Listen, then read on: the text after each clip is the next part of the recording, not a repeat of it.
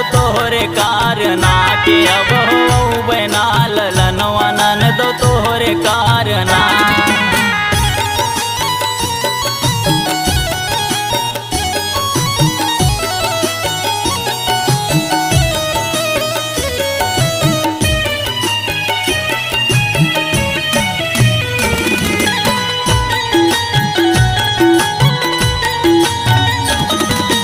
एक बेरी नन दो दुकान कह गढ़ाई लिहूँ दूसरे मना थुनियो सिकड़ बनवाई लिहूँ।